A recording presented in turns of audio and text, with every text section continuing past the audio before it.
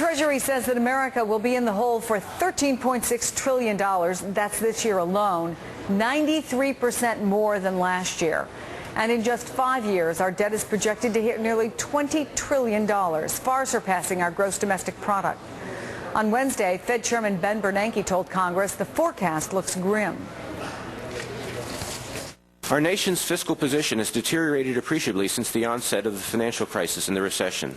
Even after economic and financial conditions have returned to normal, however, in the absence of further policy actions, the federal budget appears to be on an unsustainable path.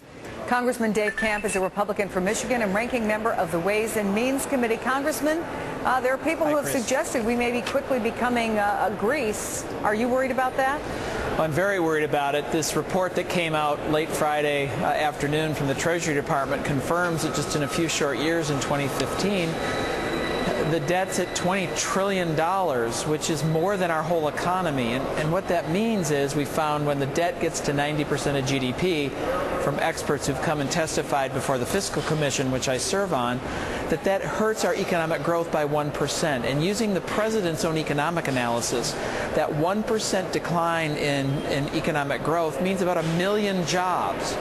So we've got a real problem, and it's deteriorated very, very rapidly in a very short amount of time. Yeah, here's the problem, though, because you hear Ben Bernanke, and he expresses the same concern that we're hearing from you. Nobody wants to see the deficit growing. On the other hand, there are an awful lot of folks like the Fed chairman who say that the big deficit, frankly, all this spending is necessary to keep the recession from getting worse.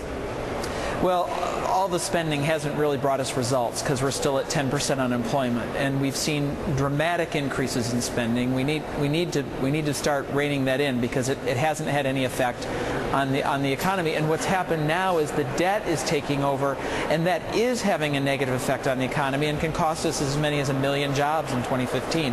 That's really a sorry state of affairs. Well, if you heard his testimony, the question was, then where do we make the cuts? And Mr. Bernanke refused to endorse any particular spending cuts or even tax increases.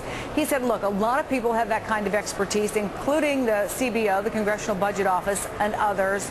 So ultimately, if Congress is going to look at this and be serious about cutting the deficit, where are those cuts going to come from? He's a smart man. If you look at over the last 40 years of history, our spending is at above those historic levels as a percentage of our economy. We've seen a dramatic increase in spending, an increase in the deficit. Obviously, it's happened on both parties' watch, but the problem now is how it's deteriorated so rapidly and the dramatic negative effect it'll have on job creation. As I said, losing almost 1 million jobs. It's easy to say we should be spending less, that we need to bring down the deficit, but then when reality hits and you start to talk about cutting programs, then it doesn't happen. So where should the cuts come? Well, spending increases have been in double digits. And again, I serve on the Fiscal Commission. We're going to make recommendations on how we can reduce our debt. And I don't want to comment on anything that the Commission may be dealing on. But obviously, there are very tough decisions that have to be made.